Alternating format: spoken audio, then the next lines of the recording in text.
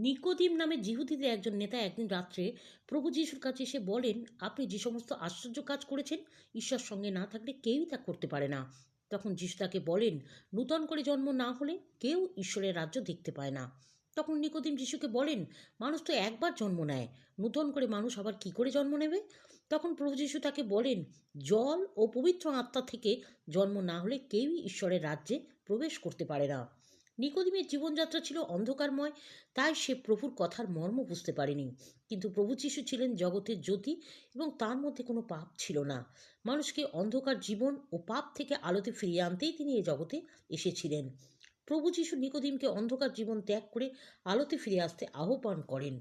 শুধু নিকোদিমকে নয়, প্রভু যিশু আমাদের সকলকে আহ্বান করেছেন যেন আমরা নিজেকে পরিবর্তন করে আলোর খোঁজ করি। প্রভু যিশু বলছেন, আমি জগতের জ্যোতি, যে কেহ আমাকে বিশ্বাস করে সে অন্ধকারে থাকে না।